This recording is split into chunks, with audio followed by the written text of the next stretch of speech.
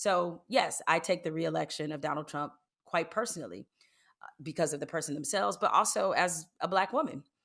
And that is because I think for a lot of Black women, we can relate to Kamala Harris just in the sense of some of us have been in that position before where we felt qualified, if not overqualified in many respects. I can imagine what can be and be unburdened by what has been. You know? What can be unburdened by what has been? What can be unburdened by what has been? What can be unburdened by what has been? What can be unburdened by what has been? What can be unburdened by what has been? What can be unburdened by what has been? What can be unburdened by what has been? What can be unburdened by what has been? Who we can be unburdened by who we have been. What can be unburdened by what has been? Where we can be unburdened by where we have been and unburdened by where we are right now. What can be unburdened by what has been? What can be unburdened by what has been? What can be unburdened by what has been? What could be unburdened by what has been? What's wrong, everyone? Jeremy here from The Quartering, and this might be Kamala Harris's biggest cope yet. We've heard all sorts of things, right? She was, people didn't want to vote for a Black person. People didn't want to vote for a woman. People didn't want to vote for a Black woman. People didn't want to vote for a Jamaican. People didn't want to vote for an Indian. People didn't want to vote for this. People didn't want to vote for that. Every excuse in the book, other than Kamala Harris is an unlikable twat, everyone knew that, and that's why she didn't win the election. The Democrats have a real problem going into 2028, by the way, because without Trump running, they're going to have a serious problem with apathy. 75% of her votes were people that were voting against Donald Trump. If the Republicans run like J.D. Vance or somebody more moderate that Democrats haven't been fed 12 to 16 years of nonstop propaganda about, how will they mobilize their voters? They never actually had a platform. Well, this latest excuse is wild. It's the fact that she was an overqualified Black woman. Not only was she qualified, but she was overqualified, and that's why she lost the election. I'm not kidding you. Written by perhaps the biggest brain-dead race baiter on the planet, Jemele Hill, who crapped away a great cushy job at ESPN because all she wanted to do is talk about identity politics and nobody wanted to hear it anymore. This is absolutely bonkers.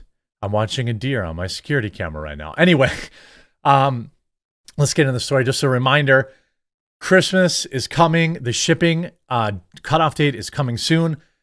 Our 12 days of coffee box. Remember, the 12 days of Christmas starts on Christmas. Promo code ADVENT10, get 10% off. Or our gift boxes.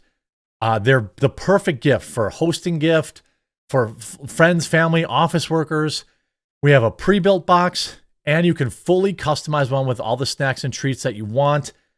Promo code GIFT10 in the description below. Let's look at this first article here.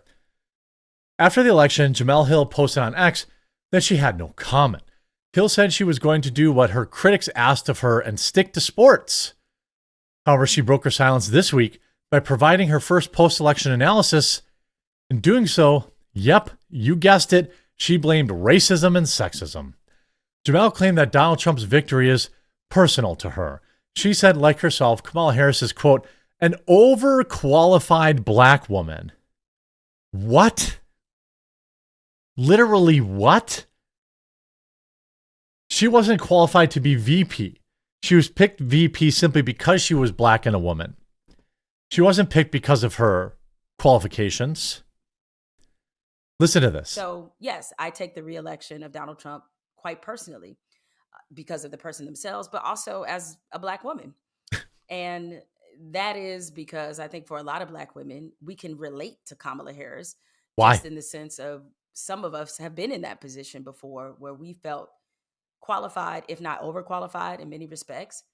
And for a lot of Black women, even though we should not internalize it this way, it felt like a particular rejection of some of the things that we've been fighting for, or it felt like a particular rejection of sort of our place and how we're seen in this society. And I don't think it's by any accident that both of Trump's presidential victories have been against women.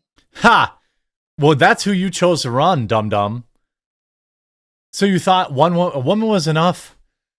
Hillary Clinton was also wildly unlikable. Donald Trump is likable. People like him. J.D. Vance is extremely likable. Tim Walz is not likable. He is a goofball liar. Kamala Harris is wildly unlikable. It just came down to that. And the fact that she had no policy.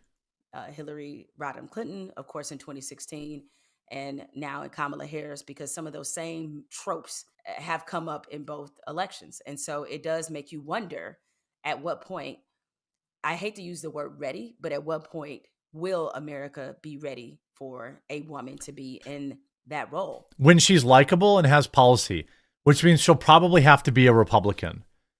My prediction now, and I've been saying it for years, the first woman president will be a Republican.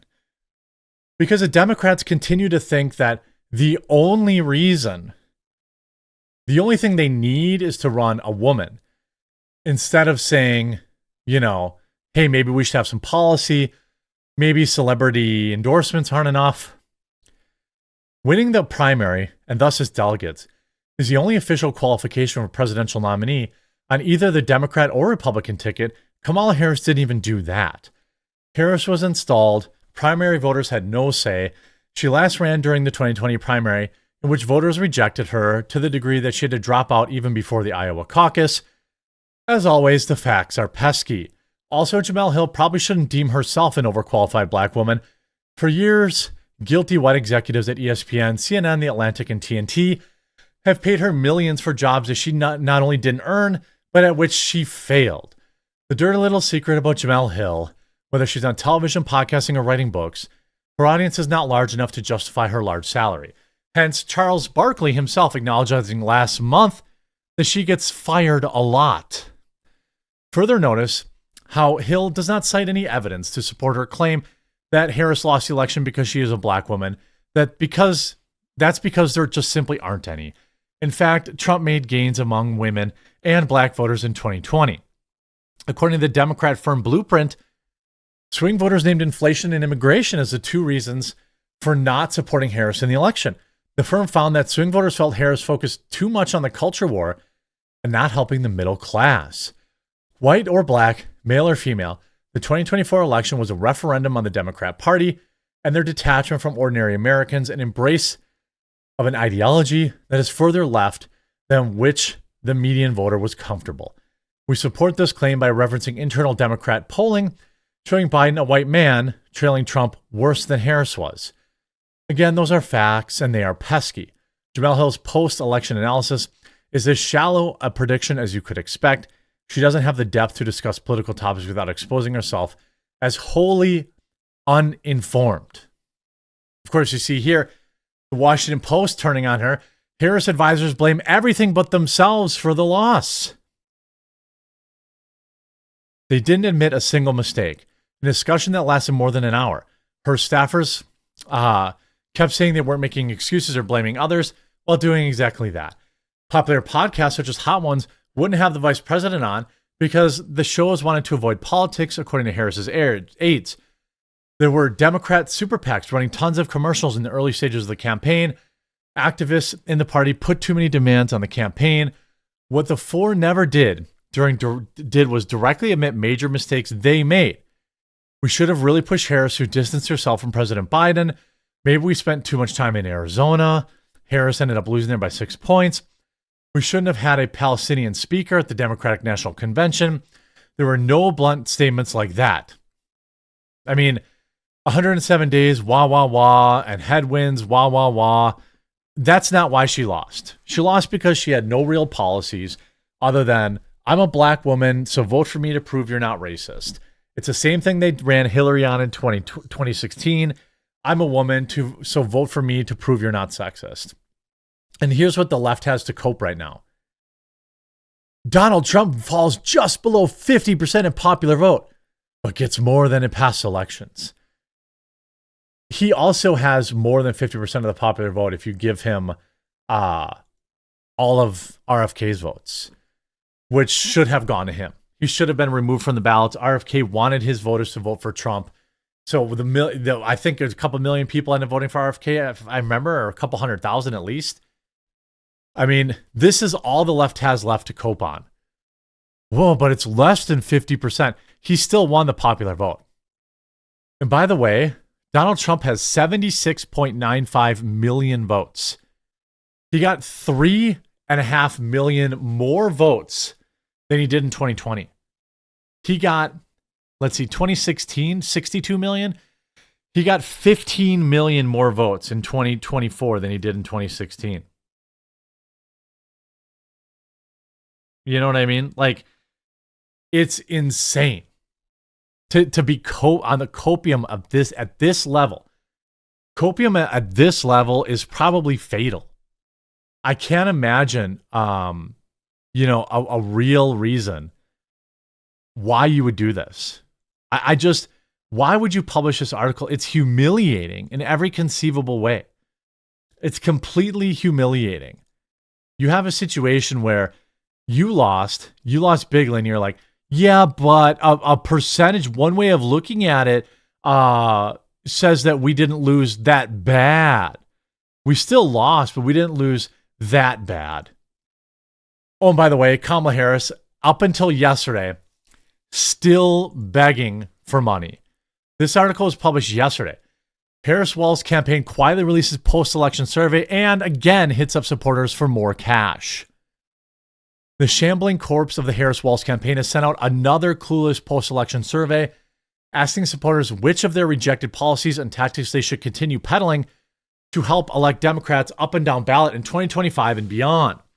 The campaign, which chewed through an astonishing $1.5 billion and wound up over $20 million in debt in just 15 weeks, even has the gall to conclude the quiz by passing the hat around for more cash.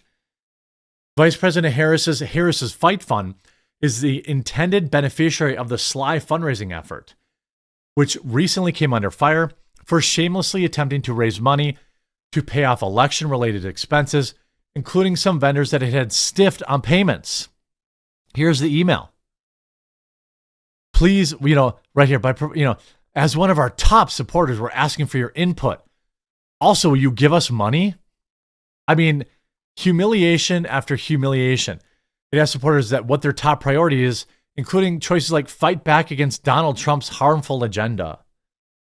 It then cajoles respondents to reaffirm their commitment to a strong Democratic Party, standing up to Trump by, quote, chipping in with yet another donation. They suggest $50, but I can't imagine $50. If you wouldn't give me a sweet hat for $50, you'd never get it out of me. I hope you enjoyed this video. If you did, make sure you leave a like on it. If you haven't yet, subscribe or follow down below, and we'll talk to you again real soon.